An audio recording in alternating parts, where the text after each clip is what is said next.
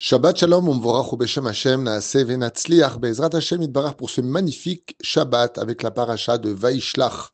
Yaakov envoie des anges vers Esav. Si vous observez bien cette paracha qui nous parle de l'envoi de Yaakov avec les anges, du combat de l'ange avec Yaakov, du nouveau nom qu'il prend, le nom d'Israël qui, Baruch Hashem, deviendra le nom de famille de chaque juif sur terre. On est tous reliés à la famille d'Israël. Am Echad Ba'aretz, Be'ezrat Hashem, Goy Echad Ba'aretz. Ensuite, bien sûr, nous avons le fait que Dina se fasse violer, le combat terrible qui aura lieu dans la ville de Shrem, où Yaakov devra se battre avec une réunification des nations contre Israël, et puis le déplacement de la couche de Réhouven, la mort de Rachel, la mort de Dvorah qui vient annoncer la mort de Rivka, la mort de Rachel, et qui en accouchant de Binyamin, 12e des 12 tribus, la mort de Yitzhak Avinu à 180 ans qui rend son âme enterrée par Esav et Yaakov, et puis la descendance, comme vous le savez, de Esav, pour faire honneur à la dynastie d'Israël qui finira avec la naissance d'Amalek, qui marchemo vezichro, Shem Rechaim Irkav.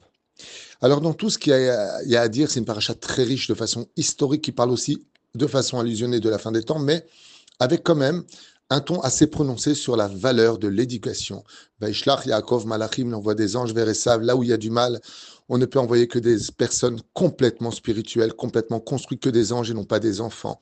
Il protège les enfants, on voit que la Torah insiste, il divise le camp en deux, il dit à Esav, les enfants sont trop fragiles, on ne peut pas marcher avec toi, tu représentes trop de tentations. Donc Yaakov nous parle constamment de la protection totale des enfants, au point où, d'une certaine façon, il ne sort pas en guerre contre Esav, il n'est pas sorti en guerre contre Lavan, mais par contre, dès qu'on a violé Dina, dès qu'on a touché aux enfants, cette fille qui sort pour voir la culture des nations du monde, qui se plonge dans l'Internet de l'époque, et malheureusement, elle s'est faite violer. C'est-à-dire que les forces du mal ont pénétré le territoire de l'Akdoucha, de la fille d'Israël. Est-ce qu'on va laisser cette honte d'avoir fait de notre sœur une prostituée? Combien la Torah révèle l'importance de l'éducation. Mais comme c'est un sujet qu'on a souvent vu, je voudrais passer à une autre dimension, un autre passage qui est très intéressant. Quand Yaakov Avinu alav shalom nous dit dans la Torah, nous sommes dans le livre de Bereshit, paracha de Vaishlach, verset Be'ezrat Hashem He, chapitre 32. Amar Avdecha Yaakov im Lavan Garti. J'ai vécu avec Lavan. Et j'ai fait donc les 613 mitzvot. Vaechar adata. Regardez bien ce que nous dit Rashi Akadosh. Garti. J'ai vécu avec lui. L'on esetisar vechashuv.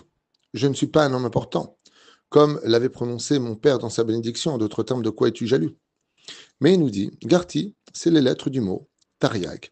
Klomar im Lavan Garti Aracha. J'ai vécu avec Lavan et j'ai pratiqué les 613 mitzvot de la Torah Shamarti. Je les ai préservés. Velo lamadti mimaasav haraim. Et je n'ai rien appris de ces mauvaises actions. Et là, il y a quelque chose qui ne va pas au niveau de Rashi si on n'approfondit pas les choses. Car Yaakov reconnaît que, ayant vécu 20 ans chez Lavan, 7 ans pour Léa s'étant fait tromper, 7 ans pour Rachel récupérer celle qu'il voulait, et 6 ans de travail. Il a pratiqué les 613 mitzvot. Ça veut dire quoi? Il s'est préservé de ne pas fauter. Mais il nous dit ensuite, et je n'ai pas appris des mauvaises actions de Lavan. Mais c'est évident. Si tu as été shomer mitzvot des 613 mitzvot, soit des 365 interdits et 248 mitzvot positives, il est évident que tu n'as pas pu apprendre de lui puisque tu témoignes que tu as fait les 613 mitzvot. Alors qu'est-ce que veut dire Rashi dans sa profondeur quand il nous dit, non seulement j'ai fait les 613 mitzvot de la Torah avec aucune erreur sur le chemin, mais en plus, je n'ai rien appris de lui. Alors, on pourrait comprendre que, malgré tout, quelqu'un peut rester dans la Torah et les mitzvot, mais au fond de son cœur, il aurait bien voulu aller, comme Lavan, faire des choses impropres à la moralité juive. Non. Maran Arav Ovadia Yosef, comme Rabbi Meir Shapira, l'ont expliqué de façon majestueuse. Si on revient un peu en arrière, Yaakov a peur. Il est stressé. Beaucoup de raisons ont été données à cela. Rabbi Meir, et puis Antoninus. Il a eu peur de tuer des tzadikim qui viendraient de Esav. Il a eu peur que le jour où il le tuerait, il savait qu'il mourrait le jour même. Beaucoup d'explications. Enfin, il y a une explication qui est splendide. Et c'est ce que j'aimerais partager avec vous. C'est que Yaakov, il a peur d'une chose. Il dit quoi? Lavan, il a pris, il a laissé tomber sa famille, sa maison, sa villa, il m'a couru derrière. Tout ça pour de la Vodazara parce que quelqu'un a pris ses statuts.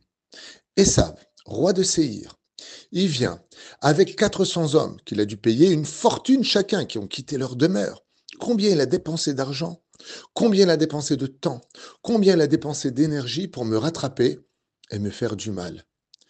Est-ce que moi, dans la Torah, j'ai donné autant de moi que les Réchaïm de ce monde qui donnent tellement pour faire le mal? Il y a des gens qui sont prêts à voyager au bout du monde pour recevoir des massages impropres, pour faire des choses interdites, pour voir des spectacles.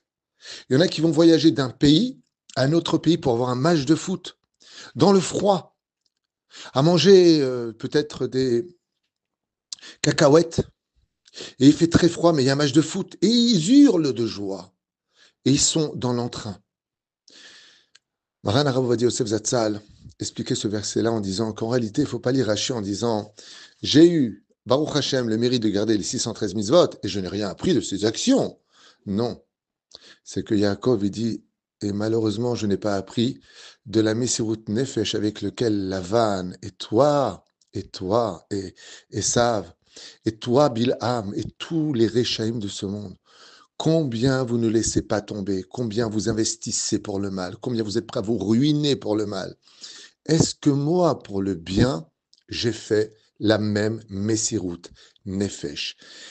Et le Rav Ovadia avait expliqué dans son cours que c'était ça le problème de Yaakov à Esav.